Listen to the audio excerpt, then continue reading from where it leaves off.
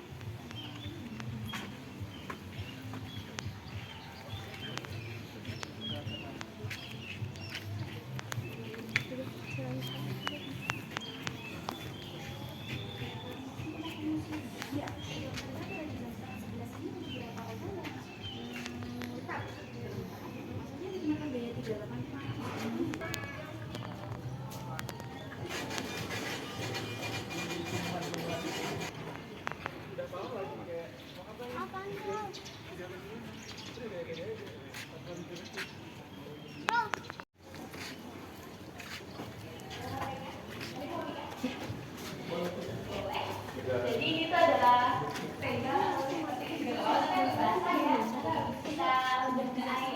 ini tuh namanya kokedama, itu salah satu teknik juga.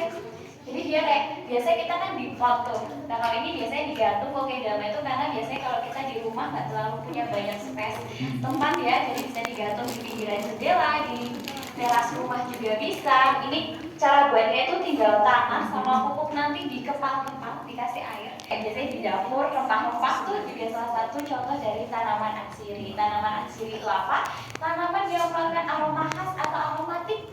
Nanti kalau diproses dia bisa menghasilkan minyak atsiri atau essential oil. Tuh, biasanya kalau essential oil udah gak asing ya, sering pakai buat mungkin bahan parfum, atau ada yang sering digunakan kalau aja nggak bisa instan. Kalau yang di sebelah sini itu adalah pohon kayu putih. Kayu putih ini dia minyaknya cacuput oil. Kalau di bagian ini, ya, dari daun jelek, nah itu bisa jalan. Dia karena masih bisa. Semua tanaman bisa, yang penting nggak dari biji atau benihnya. Jadi dia bereaksi. Ada jasmine juga, ada kalamansi juga.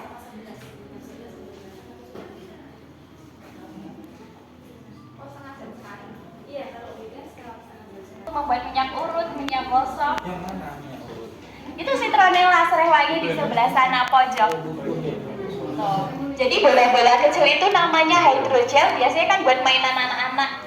Karena essential oil itu dia sifatnya mudah menguap, apalagi di ruangan terbuka, jadi kita kasih hydrogel ini untuk menghambat penguapan pada essential oil. Jadi dari hydrogel ini kita semprotkan setiap harinya.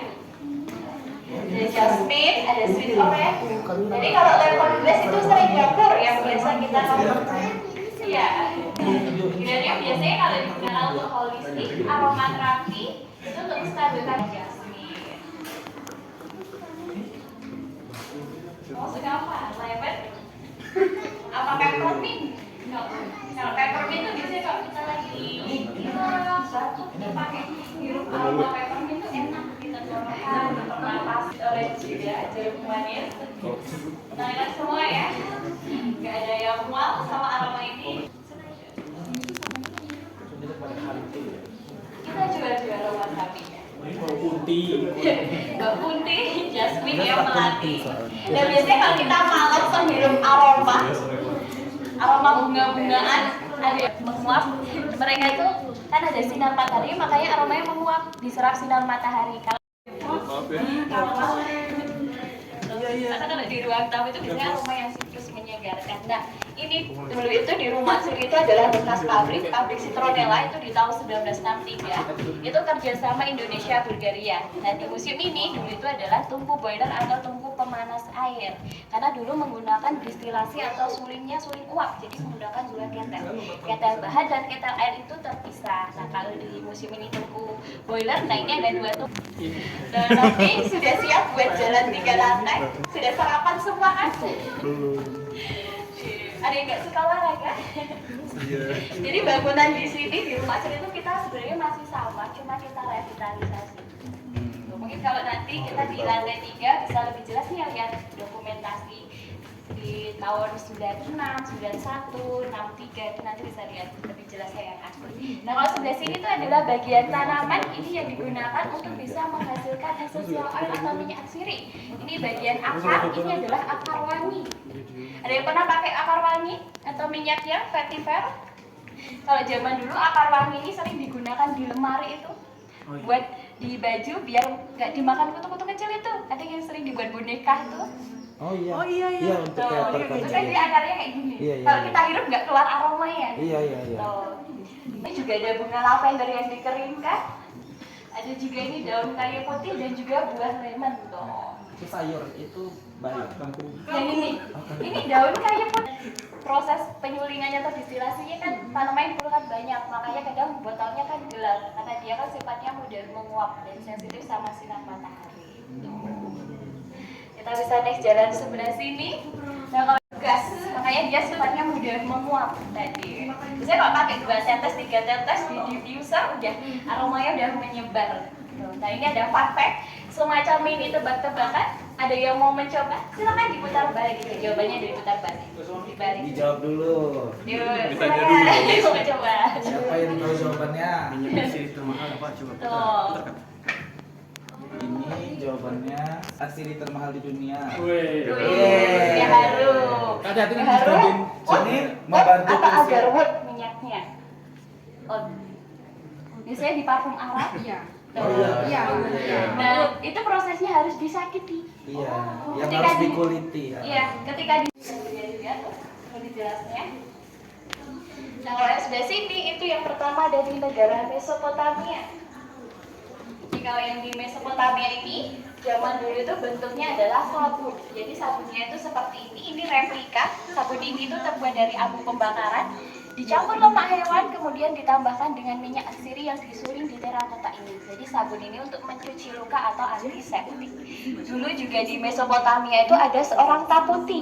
Taputi itu ahli wewangian kerajaan. Jadi dia dalam menulis resep atau ceritanya itu ke dalam cuneiform seperti ini, ditulisnya itu dengan huruf paku, manual dipahat. Atau mau lihat di video juga bisa. Kita bisa next jalan ke negara Mesir. Fir'aun. Mumi.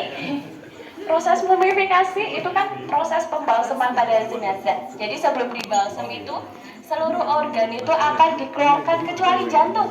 Karena orang Mesir dulu itu percaya jantung itu sebagai reinkarnasi di kehidupan mendatang. Jadi organ-organ yang keluarkan tadi itu akan dimasukkan ke dalam kanopi jar seperti ini, ditambahkan sama tanaman atsiri itu buat diawetin.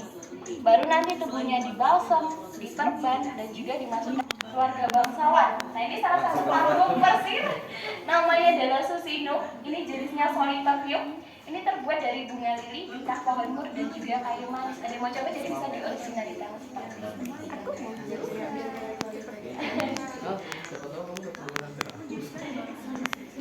Iya, cinnamon, bunga lili, sama bintang pohon mur. Biasanya kalau sering ke spa, aromanya mirip. Iya, itu spa banget sih. Tuh, ada yang mau coba lagi sebentar ya. Juga kayak cokomin atau serai ya. Ini tuh simplisia, tanaman kering, karena di Cina itu kan sudah terkenal pengobatan tradisionalnya dari dulu sampai sekarang. Dan juga di Cina kan mereka mengenal ajaran keseimbangan tubuh juga, yin dan yang. Nanti apabila ada bagian tubuh yang sakit, dicari dulu elemennya hilang. Baru nanti setelah itu dicari tanaman yang berhubungan dengan elemen. Tuh, kita bisa next jalan ke negara ini. Krimin, melatonin, cokomin. Bukan coklat dan Bukan. Cokomin dia tanamannya sendiri. Tuh, batangnya lebih coklat atau lebih agak merah. Pokoknya lebih gelap. Cokomin biasanya dia tuh untuk, kan kebanyakan kalau mint itu untuk pernapasan, longgaan seperti itu. Cuma mint itu kan dia kandungan mentalnya kan. Jadi mint itu ada beberapa jenis. Jadi kalau mental tertinggi kan tidak disarankan untuk dikonsumsi kan. Saya berkaitan sama masalah pencernaan juga yang kayak memang asam lambung kan nanti dia bisa kemudian bisa buat kalau di aroma kan dia biasanya untuk pernapasan pelegaan kan biar enak. Kemudian daunnya lebih kasar itu yang untuk isi sebagai itu bisa juga itu. Silakan. Oh, pasti aroma ini udah nggak asing kalau di rumah ada yang punya.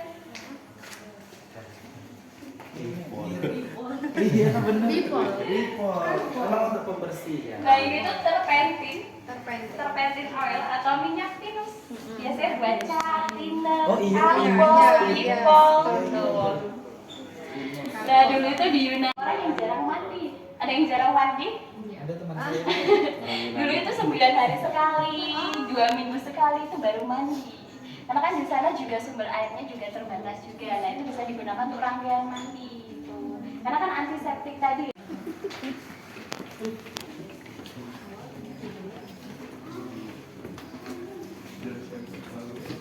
Ya kita bisa next belajar seperti ini dan juga bisa juga ya aroma di dalam ruang. Separator ini untuk memisahkan air dan minyak terakhir digunakan tuh di tahun 2004. Tapi aromanya masih sampai sekarang masih tertinggal, cuma makin lama semakin tipis. Nah kalau sebelah sini itu adalah peninggalan alat-alat lab pabrik terdahulu. Nah juga bisa juga dilihat di layar atau di TV itu ada teknologinya, ada distilasi atau penyulingan, ada juga kompres, metode press dingin, ada juga ekstraksi. Dia disuling, tapi biasanya ditambahkan konsentrat atau pelarut, biasanya tambahkan alkohol atau etanol. Nah ada juga enflorasi, dia perlu bantuan mentega putih. Jadi enflorasi ya, karena bunga itu kan kalau seperti itu, jadi prosesnya beda-beda. Nanti kan biasanya digumulinnya agak banyak dulu, baru kalau udah banyak, nanti kan baru dijilat tadi kan seperti itu. Berarti 1 kilogram misalkan daun kayu putih, 1 kilogram kenanga itu akan menghasilkan Oilnya yang berbeda. oil yang berbeda. Maksudnya kan ada yang bisa jadi berapa kali, Iya, ada yang jumlahnya itu berbeda-beda. Makanya saya bilangnya itu kebanyakan.